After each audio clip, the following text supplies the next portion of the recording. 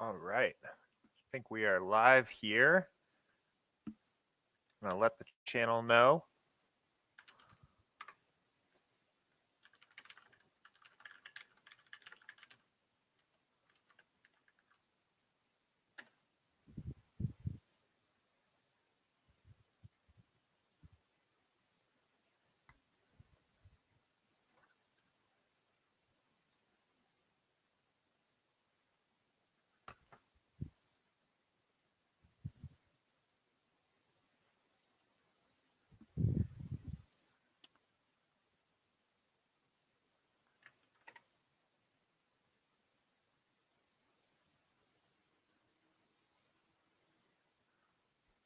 All right. Not sure if we have anybody watching here. I'll wait to get started.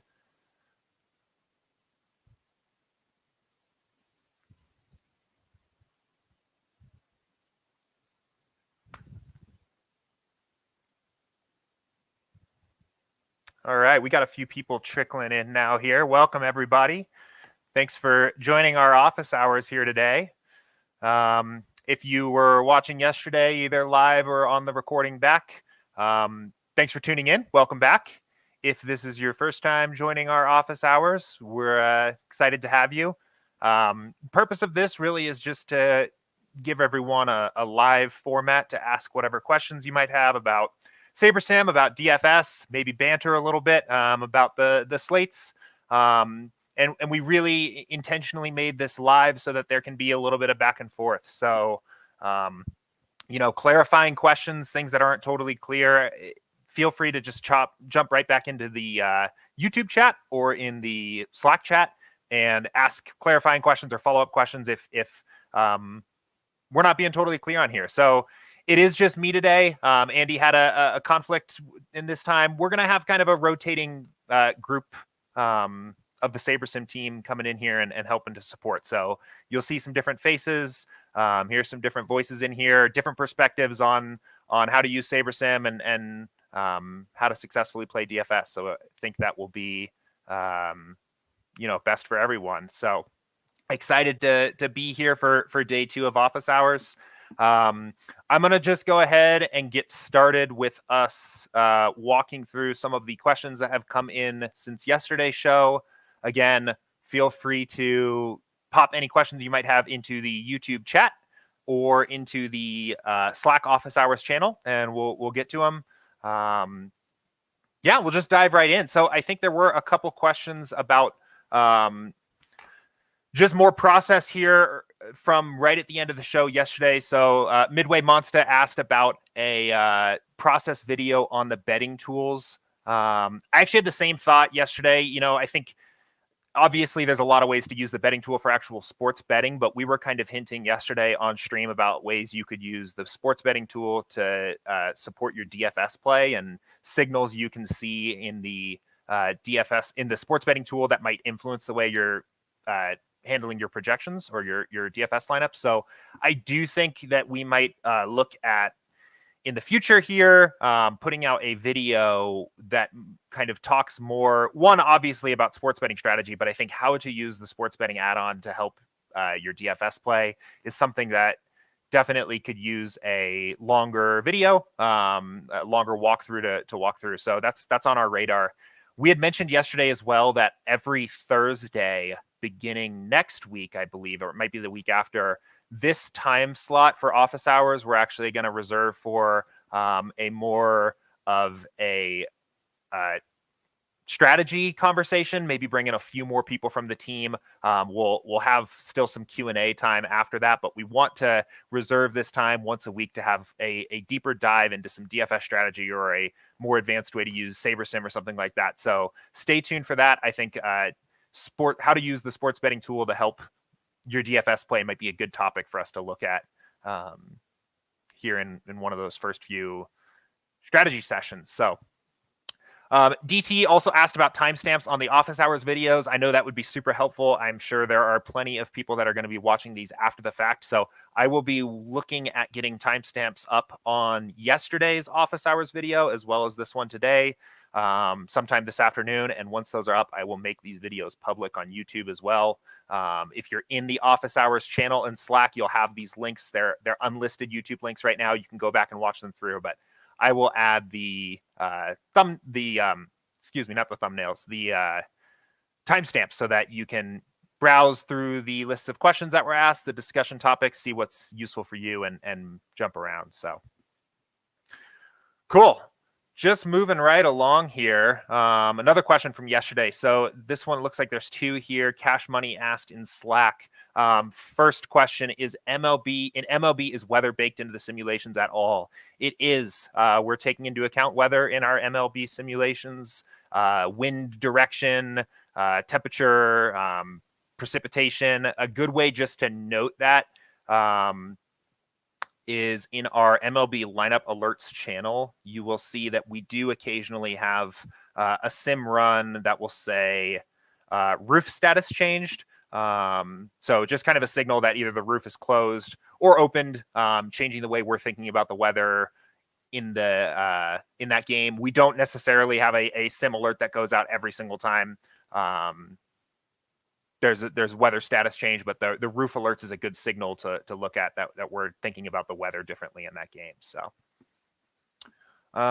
cool. Let's see, another question here from Cash Money. So this one looks like a little bit more on the SaberSim process here. So Cash Money asked, if I enter a single entry contest but have SaberSim build 20 lineups, how do I select this, say, the 7th ranked lineup and have it fill the contest with the 7th ranked lineup? So that is a great question here. I'm going to go ahead and load up a build here. This is also just, I know a lot of users build their single entry lineups this way. This is how I do a lot of mine, is have it build a bunch of lineups for you and then go through and pick out your favorite one, either with the filters or just an eye test. So I'm going to go ahead and share my screen here and pull the app up.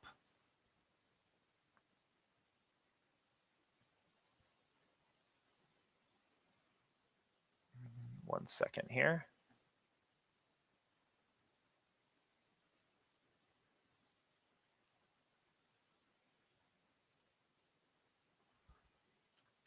Oh, just a moment here.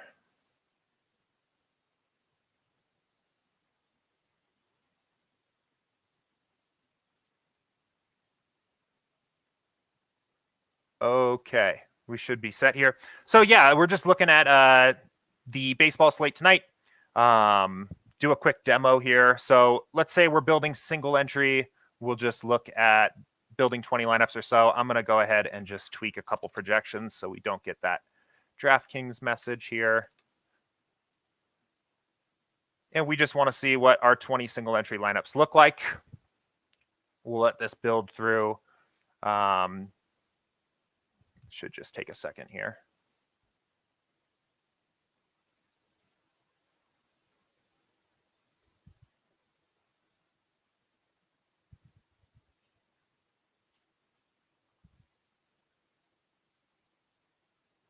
Oh, just got a notification that I'm not screen sharing here from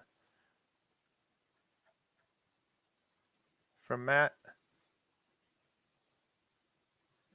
My browser seems to think it is here.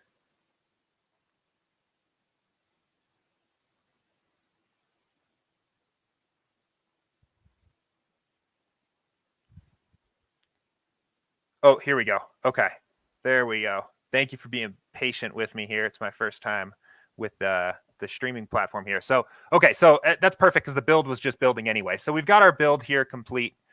We've got our 20 potential single entry lineups. And maybe we're looking around and we're trying to figure out which one we want to play. I think Cash Money's example was the 7th lineup. So that is the one we'll use. So let's say we've decided that we want to go ahead and play this contest. There's a lot of different ways you could go about doing this and making sure this is the lineup that gets in your contest. But what I would probably do is I would just go ahead and turn this down to 7. So that 7th lineup is going to be the last one in here, and just start unchecking the ones I don't want. And this is going to be that 7th lineup here. So this this option's going to pop up that says, do you want to fill this back up to 7? But we're good. This is the lineup that we were looking at, and we can hit save. It's going to pick it up, and it's going to say, this is your 1 GPP lineup made at a little afternoon here. And then you could go ahead and use this to fill in the entry editor as you pleased. So I don't actually have entries for tonight's slate in right now, but you would just kind of then move this over into the entry editor. The alternative, of course, is to just download your file, pick up the lineup from there. So cool.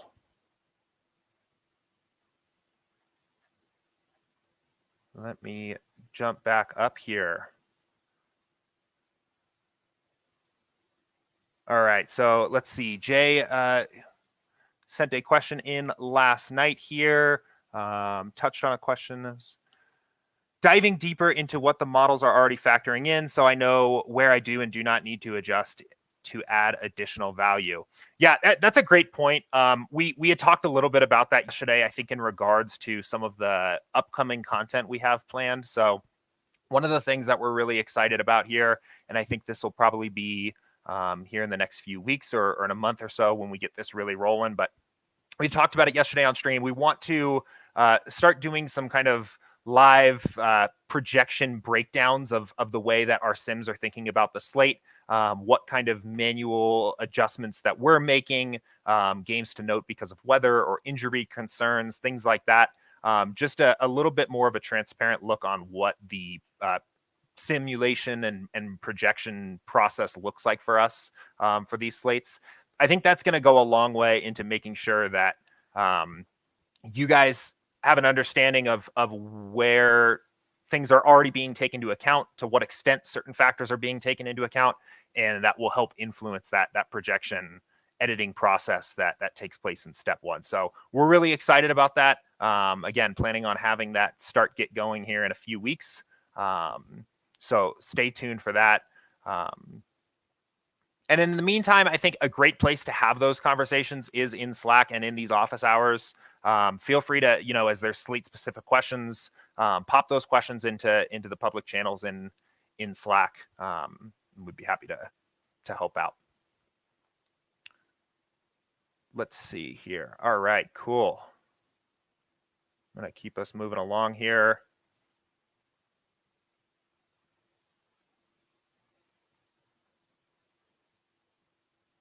There's a question from the Miz here about settings versus satellite and GPP. The goal of satellite is to come in first, which is ideally the same as the GPP. Why are the settings so different here? So let's see. So taking something, I guess thinking about these two contest types in general, right? Satellite, super top heavy, typically a handful of tickets at the top. And some of the GPPs, depending on the size and the stakes of the contest, can bear some resemblance. I would say in general, we're going to see, or at least what I'm expecting to see here is more extreme, higher smart diversity, higher ownership fade for something like a satellite, because it's just so top heavy to the top. But both of these contests, obviously, we're looking for those top 1%, top 0.1% finishes. So the smart diversity and the ownership fade are probably going to be typically pretty similar.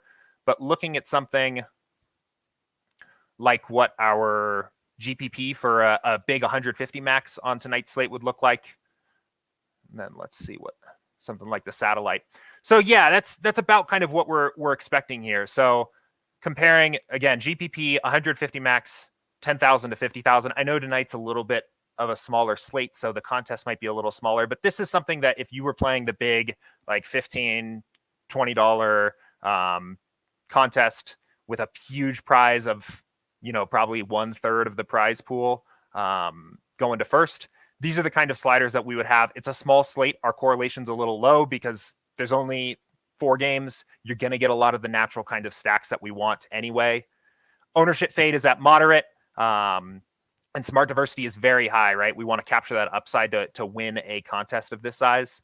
When we flip over to something like a satellite, you see things tick up a little bit more. We up correlation a little bit. We want to capture a little bit more of that upside about even if there's only a few teams on the slate.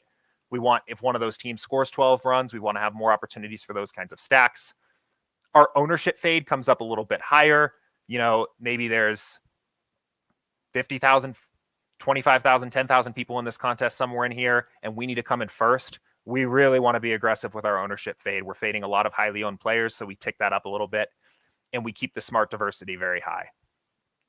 So again, you mentioned goal of satellite is coming first, ideally the same as the GPP. Yeah, thinking about it the right way, what you're really going to see on most of our sports is that the GPP sliders will just be just a touch lower than the satellite. The satellites are just a little bit more extreme because they're really, on a lot of those, it is either essentially winner take alls, or top 5 take the tickets or something like that for a qualifier.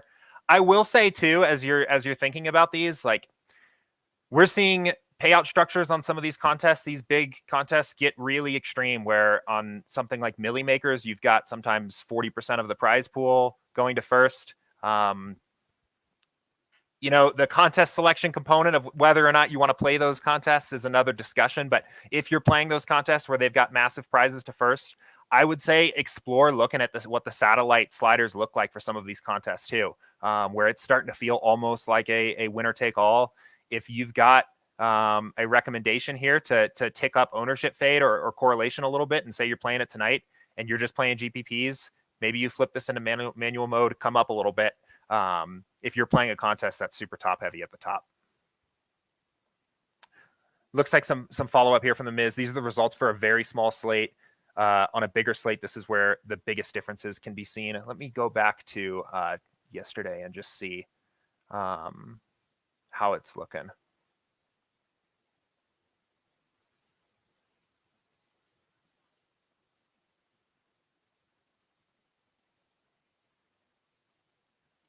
So let's look at something like yesterday. So yeah, there's going to be a little bit of discrepancies here, slate to slate. This was a 12 gamer.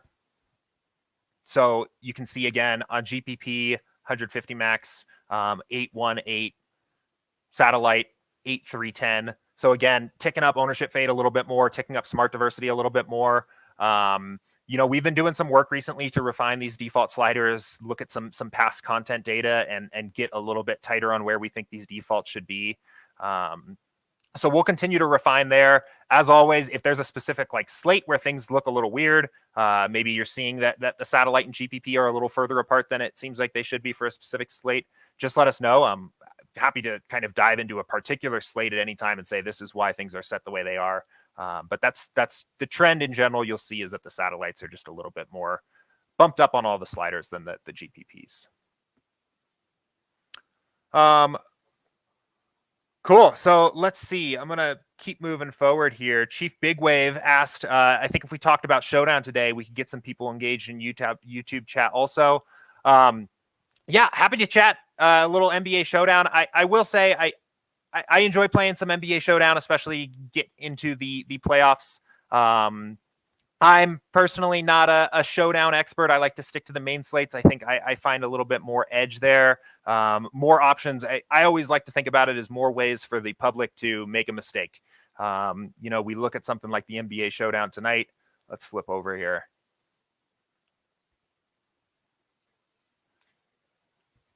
And you've got however so many players, 16 players, maybe 20 players here. Just not as many places for people to make mistakes. That said, I know we've got a lot of really effective, profitable Showdown players. I'd love to learn a little bit more about the NBA Showdown. I think NFL Showdowns is a little bit more, I'm a little more experienced there, but happy to chat NBA Showdown. If you've got maybe a specific question or something you want to dive into a little bit more, just pop it in chat.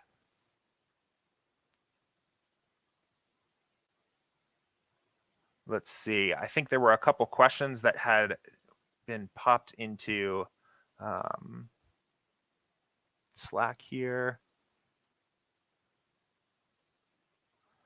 All right. Poker Dad 2878 said, can you go into more detail on what the percentile option does? And if you're uploading your own projections, would that change anything? That is a great question. I'm going to pop back over to MLB since we have main slates to work with here. Yeah, so let's talk about what the percentiles do here. Actually, I'll just leave those projections there. So, that might be, there we go. So first of all, as you could see there, one thing that's going to happen here is when you start editing custom projections, your option to change the percentile is going to just gray box out. It's going to stay at average. That's because we don't support using the percentiles with custom projections. So right off the bat, that is kind of a answer there. And I'll get into a little bit about why here. So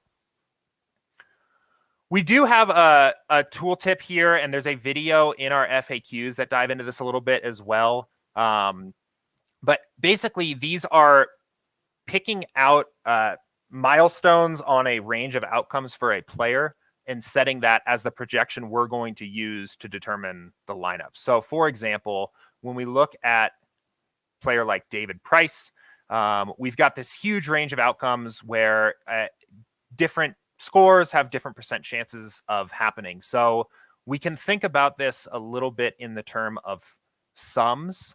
So as we are moving up from the player's absolute floor, in this case, something like -10, we're seeing 1%, 1%, 2%. These are kind of rounded off, 3%, 5%.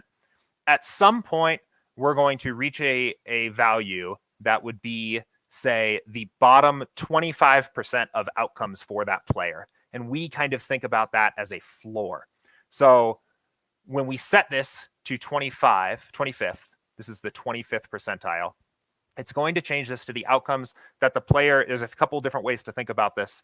The player is either expected to exceed 75% of the time, or they're going to undershoot or fail to reach 25% of the time.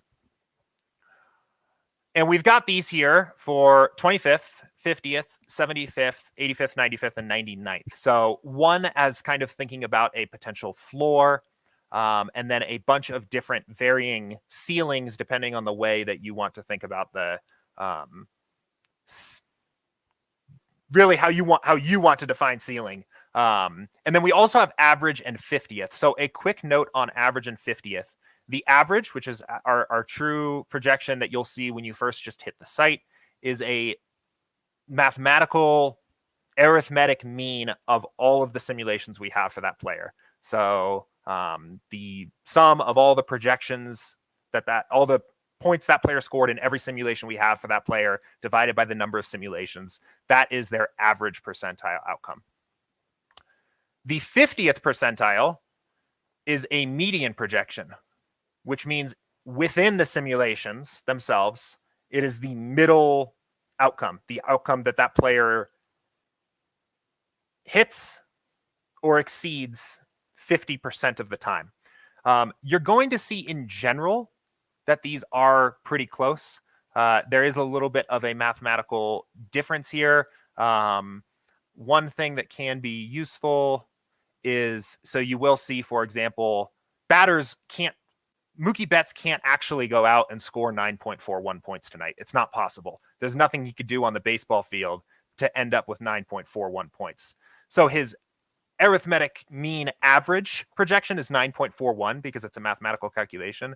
But his 50th percentile is 7 points because that's actually a real score that he can go out and achieve tonight. So that's one way that you'll kind of see a little bit of a difference here. But we'll keep diving in, going a little bit deeper here. So we do start to break out some of these higher percentile values, which is breaking into a player's ceiling. So at 75th, kind of a softer ceiling, I guess, here, the equivalent on the other side of the 25th percentile, the score that a player is likely only to hit 25%, likely to hit or exceed only 25% of the time.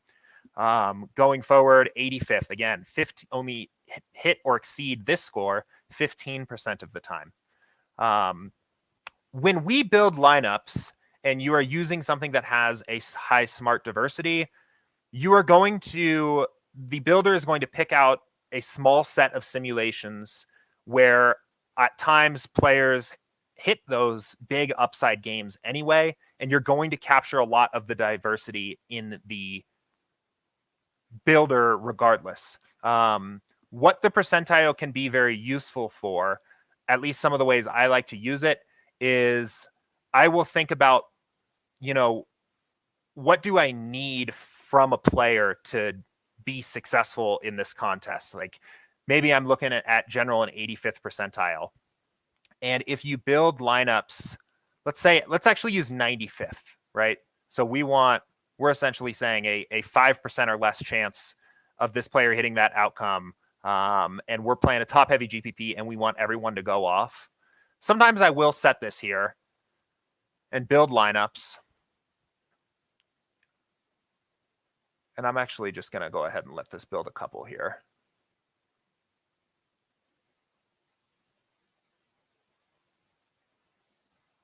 Just to save time. So we're just building a handful of lineups here. We're at the 95th percentile. And one thing that's useful here is the projected score is really now at this point saying, what happens if everyone, oh, you know what? I'm going to let this build more because we're getting some weird players in here. Getting looks like some relief pitchers.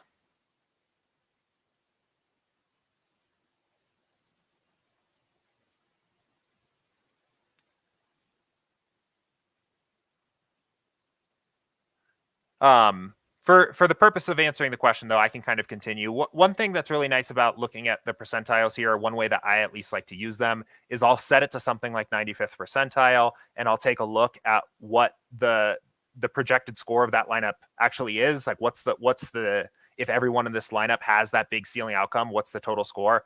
And just kind of start to think if I feel like some of these things are reasonable.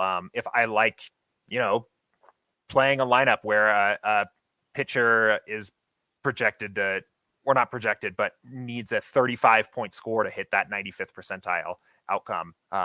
Just another way of looking at it there. So in practicality, using the percentiles, especially at those high ceiling percentiles, is going to give you a little bit more ceiling potential at the expense of median performance, is the way I like to think about it.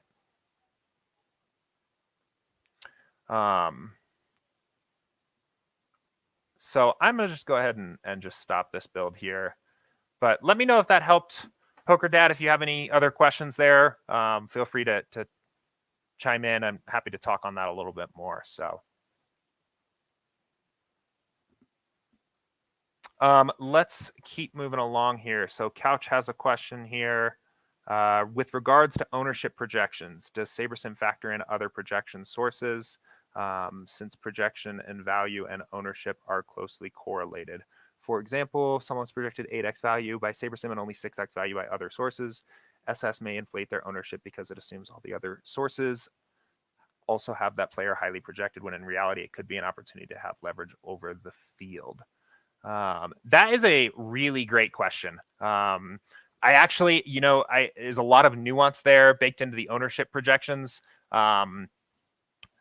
I think on that one, rather than giving you a half-assed answer here, I think I want to double check with the rest of the team here, thinking about the way those ownership projections are generated, and make sure that I give you a good answer there.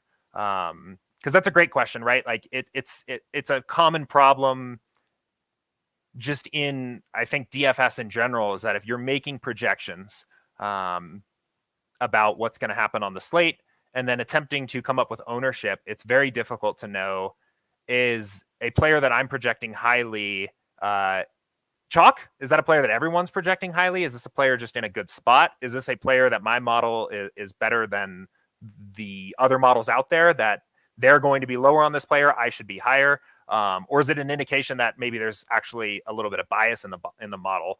And those are all things that we're kind of thinking about as the projections and ownerships are being generated. But in terms of answering the kind of specific nuance here of like how other projection sources may or may not be factored in, let me follow up with the team here and make sure that I've got a good understanding of that, and we'll get back to you on that either in this channel or respond or bring that back up in tomorrow's office hours. So leave you hanging there for now, but it's a really nuanced question. Yeah, I saw Midway Monster said that's a great cue.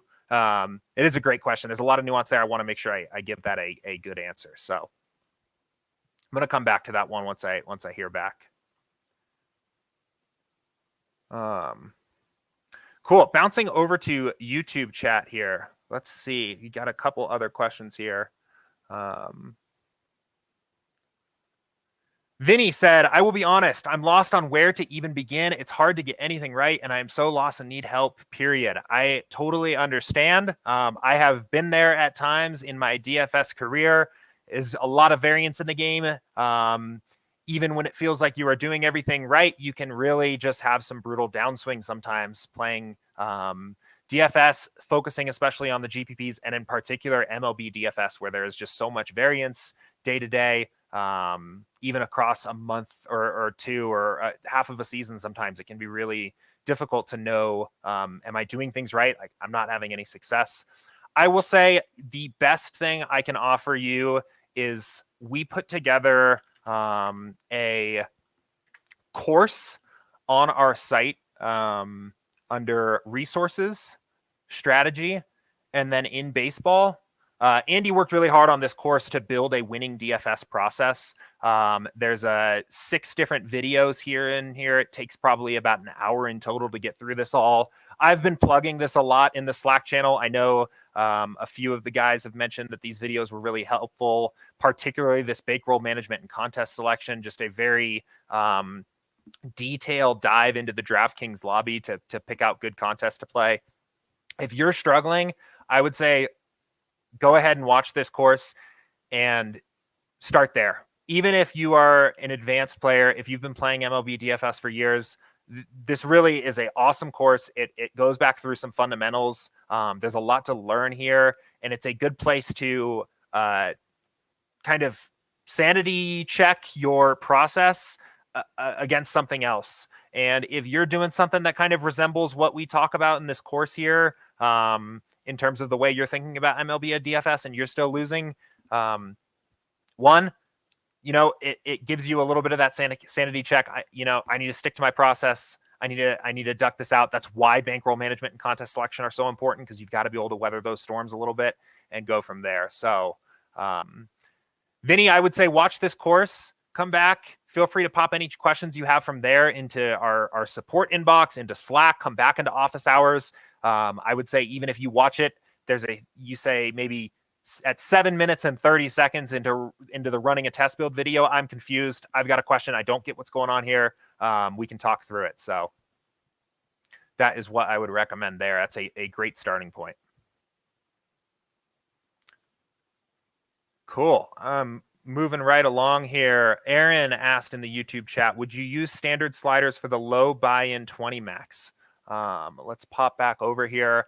I think sliders are a great place. The default sliders are a great place to start. So let's say you're playing something like the quarter jukebox. I think today, again, the contests are all a little smaller, but it is somewhere between 1,000 and 50,000 on the average day. And you'll see there's not a ton of differentiation here. We take ownership fade down a little bit. We take smart diversity down a little bit. The default sliders are a really great place to start. And I think in general, there's a little bit of a trend of, what are the right sliders for this slate? Like, what are where do I put my settings to get the nuts? Like, where's the right settings for this slate? And it's a bit like looking at a really complicated math problem and then thinking, like, what are the buttons to press into the calculator? And surely there's probably some wrong buttons to press on that calculator, but there's probably a lot of right ways to go about the problem. And that's the way I always like to think about the slates. So I personally, I'm just going to be completely honest, I almost never really deviate from the default sliders, because I do a lot of my work and my research into slate reflects in reviewing my projections, making projection updates, and tweaking my exposures at the end. So to answer your question without being too wordy here, yes, I would use the standard sliders for pretty much any 20 max contest I'm playing in, at least to get a starting point. So yeah, feel free to chime back in if there's any follow-up questions you have there. I think it'd be a great place to start in general. In terms of like where those default sliders are, I wouldn't sweat this too much either. Like we do get a lot of questions sometimes too, where say you're playing a contest that's right at 10,000 entries or something. And I think if I remember correctly, the quarter jukebox is at like 9,500 today. So we do get a common question. Hey, where do I set these? The answer to that, probably either's fine. You're going to get a little bit higher upside lineups with a higher setting at the expense of median performance. A lower settings are going for ownership fade and smart diversity are going to give you a little bit higher median projected lineups, probably at the expense of that upside, maybe lineups that are slightly more likely to min cash. You can also split the difference here. So nothing wrong with doing something like this and rolling from there. But in terms of adding value to your process, yeah, definitely don't overly sweat step 2, those build settings. A lot of times those defaults are going to work. And I would say, especially as you're thinking about the time you have to study the slate, the best value you can add is in step 1 and 3 in terms of adding value to the process. So let's see. Another question from Chief Big Wave in YouTube here. So say I'm putting projections in on an NBA slate. Is there an easier way to input rather than each player by player with incoming injury news, etc.? Hopefully this makes sense. Let's see. So, I mean, a few things. First of all, we are going to account for injury news pretty much as quickly as it breaks for all of our sports here. So I don't know if anyone... So Brogdon's questionable tonight. If we get news that Brogdon's out, our sims will rerun. This will change last updated to note when that sim ran. Brogdon is going to go to 0. A bunch of players on the Pacers are probably going to get bumped up. And if you are in our Slack channel, in the NBA lineup alerts channel, you're going to see a sim notification that says something like sim of game Indiana and Washington has started and then completed. And it will be kind of an indication to you that that player's status has changed. If you are asking just how can you manually update your projections each time a player changes,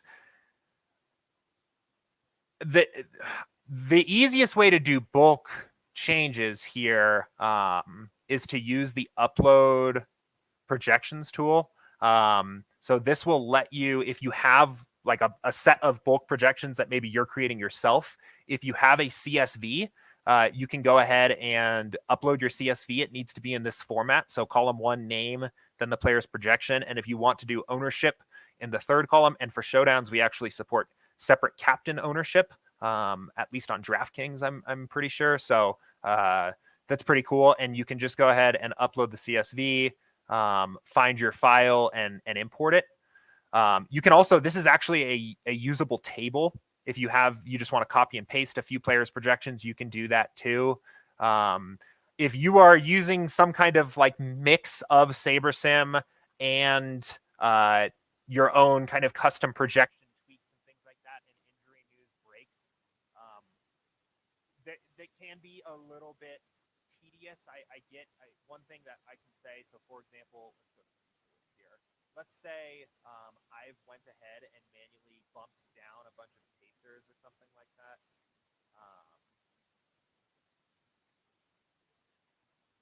Hold on. Refresh here.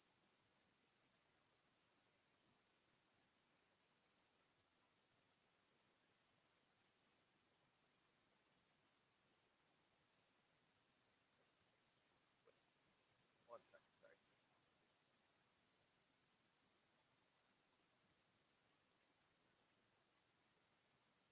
Okay, yeah.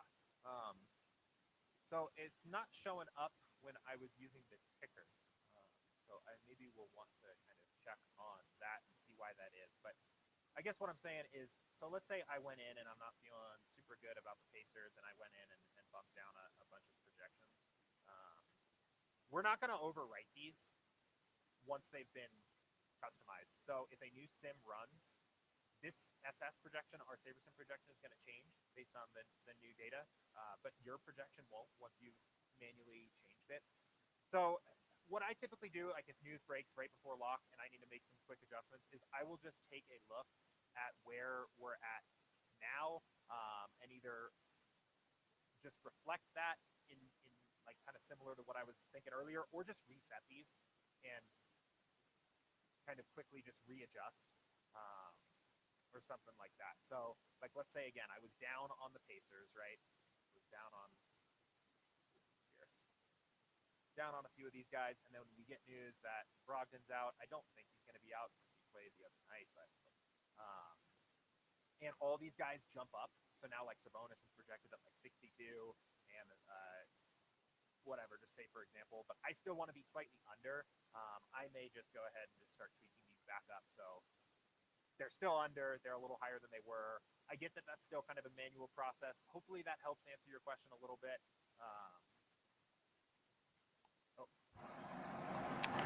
Let's see. Is that better, Ross? I just got a notification that my audio went down.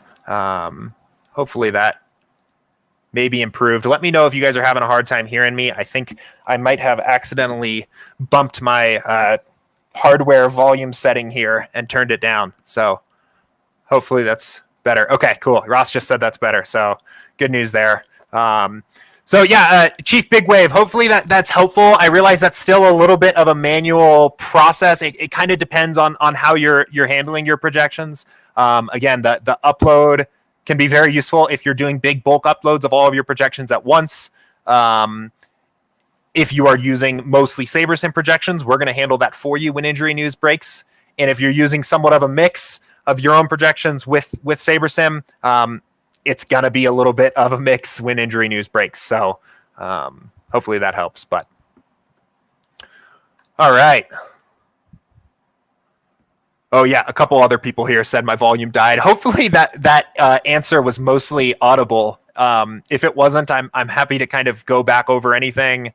But sorry about that. I'll keep an eye out here. I think I just bumped my volume slider. So let's see. Another question from Poker Dad in Slack. Are there any plans in the future to be able to regulate before the build if we only want a global percent cap on hitters instead of manually adjusting each hitter's max to where we want our global cap to be? I want no hitter above 35%.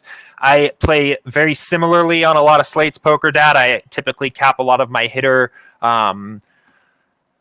exposures to be something around that area. So I will say we do have a kind of plan here in the future to give users a lot more custom tools to put on the builder pre-build. So I don't know specifically, like this question, there's a little bit of nuance here to regulate before the build if we want a global percent cap on hitters. What we do want to do is bring a maximum exposure cap for all players that you can set before build. I think at one point we had that. It didn't work very cleanly with the builder. It wasn't something that our users were using very often, so it was removed. But we want to add in minimum and maximum exposure caps for players before build. I know there's a lot of players out there that have ranges of, I know I want at least 10% of this guy, but I'm not willing to have more than 60% of him before you've even started. So we want to give our users that ability to do that kind of thing prior to the build. So yes, I guess long story short there, Poker Dad, that is in the works. That's something that we're planning on implement. I don't have a firm date of when I might expect that to be available, but that's something that we're working on. So awesome. Cool.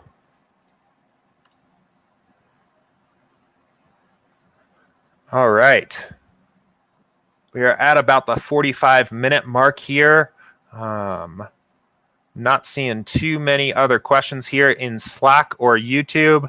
If you've got a burning question here, is a good time to ask it. How are anyone playing the PGA Championship? How are we looking so far? Or the MLB early slate? Anyone got Maybe just a start of a sweat for that MLB early starting.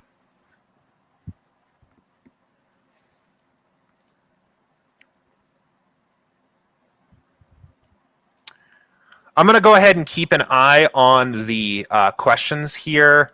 No sweating, Poker Dad said. I'm going to keep an eye on the questions here. Feel free to go ahead and pop anything in if something pops into your head. But while we have a minute, I'm going to just stay on this topic we were just talking about a little bit more with exposure settings. Use this time we have here to talk about something that we do get a lot of questions about.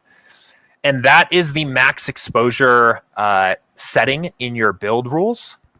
And I understand exactly why this is probably confusing to users a lot. There is a little tooltip that kind of explains what's going on behind the scenes that isn't popping up here for me right now. So that is something else I want to take a look at here after we hop off. But what this actually is doing is it is going to be the max exposure in total for every lineup you build. So for a lineup build like this, where it's 150 max contest, and you're saying you want 150 lineups in your pool, we are actually going to build probably something closer to 1,500 lineups, and we're pulling out the 150 with the highest Saber score and handing them and putting them into your pool. The reason we do that is so that step 3 of editing exposures is so seamless and smooth. We have such a large pool of lineups already built. You can start tweaking around your exposures without having to run another build and another build and another build. So what max exposure does is it takes your entire broader pool, say 1,500 lineups, and it's going to limit the usage of a player beyond that. So for example, if I set this to 50, this is not going to use a player in the whole set of 1,500 lineups more than 750 times. It won't necessarily mean that you don't get a player given to you more than 50% of the time in your actual lineups, but it's for that entire pool. So I'm going to actually go ahead and build this. It's a little bit of a niche case here when you might want to use this. This isn't something that I use very often necessarily, but it does have some viability. If, for example, you are playing baseball, for example, and you know that you don't want to use any player over 35% or something like that, I think was your example. So that if you end up building your lineups and that max exposure is set to 100. If you have a player that, say, like a hitter, you're getting 80% of, someone that's just in a really good spot, but you know you're not going to want more than 35% of them, it can actually be useful to set that max exposure to something like 50 or even 60%, because it's going to force the builder to consider lineups that don't include that player right off the bat. We don't necessarily know how many lineups of your full set actually included that player, but it's likely that a great deal of them did if the builder is giving so many to you as your actual set of lineups. So I will use that sometimes, especially in a sport where I know I'm going to be capping my exposures post-build. I will use that just so I know that a certain player isn't being used in a ton of lineups. So it will be a little bit more easy to just kind of demonstrate this. But you'll see putting something like that at 50% is already going to a little bit limit how exposed you are on some of these players. You're just simply going to see lower exposure numbers to start, but you won't see any of these capped right at 50. We have 76% Merrill Kelly. We have a little bit over 50% Steven Matz. So it's still going to give you the it's still going to give you exposures a little bit higher here. But then when we go into batters and, for example, say that we're not willing to own any hitter over 35%, first of all, we have less exposures to adjust because our pool of lineups was already more diverse. And when you start capping these things, you've got a greater pool of lineups that don't include that player to pick from. I think the most popular use case I use for this tool is in golf. When I'm building my PGA lineups, I just know I'm not going to roster a golfer more than 50% at the absolute cap in my total lineup pool. A lot of times that's 40, sometimes it's 30. And say, like a golfer I always end up having a lot of, and I have a lot of them today, is Jon Rahm. Say I just know I don't want more than 40% of any golfer, and I run my initial test build, and I get like 75% Rahm. Let's just use as an example and say that 75% of my total lineups have Rahm in it. I only have 25% of the remaining lineup pools once I set that exposure limit here from which to pick from, or the builder does. By setting a max ownership pre-build or a max exposure pre-build, sorry, that was a slip of the tongue that actually could be a really confusing mistake. By setting max exposure here to something like 50% pre-build, I know I've got a very broad pool of no Jon Rahm lineups from which to pick from once I inevitably set a max exposure to that player post-build. So just wanted to touch on that. We get a ton of questions on what is this thing actually doing? How does it work? And also, why would I ever want to use that if it doesn't do the thing you immediately think it does? That is one use case that I find pretty useful for the max exposure. So Poker Dad said, I've also found capping each hitter at 35% helps me diversify my stacks. I completely agree. I went a little bit more condensed today on this MLB early slate, and I have a lot of giant stacks, but somehow I have like so little Steven Duggar.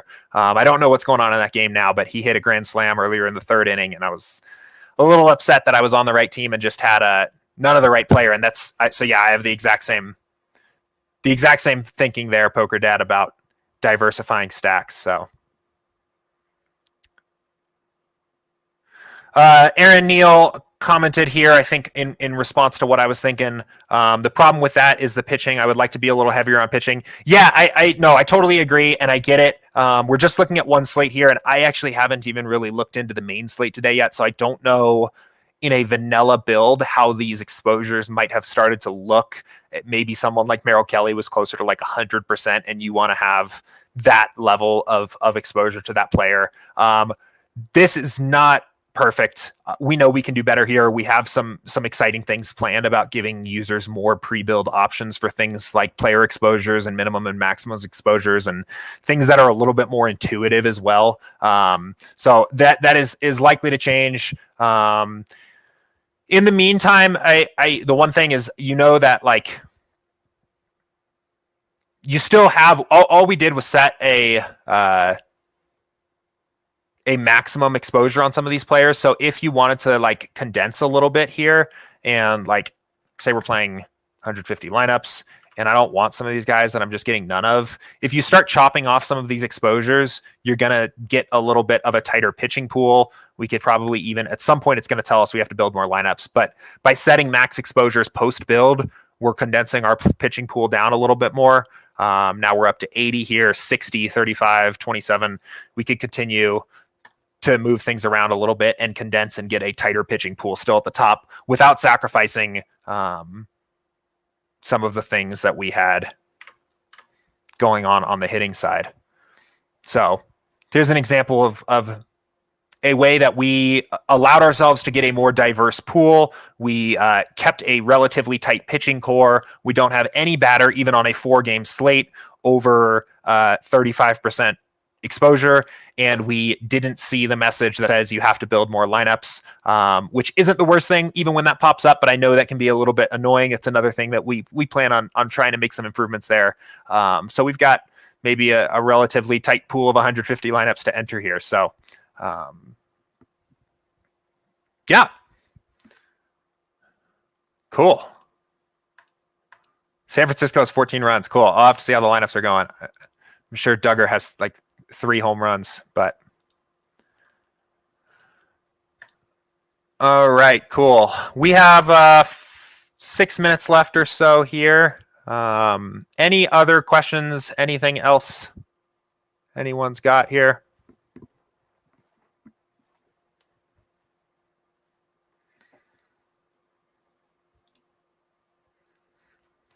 Cool. Well, I will be around here in the public channels, willing to chat about any follow-up questions you guys have through the end of the day. As always, as more questions come up, if I was watching this stream, I would definitely be the kind of guy that as soon as it turned off, I realized the question I had been waiting to ask. If you have that question, just pop it into the office hours chat. It will be one of the first ones we get to tomorrow. We will be back here again tomorrow, same time, 2 p.m. Eastern, to walk through questions. And I am hoping to have these videos published, public, and timestamped so they are useful for people to watch after the fact sometime this afternoon. So thank you all for tuning in. This is 2 successful days. We've had some really interesting conversations so far. I hope that continues, and I will see you guys tomorrow. All right. Thank you.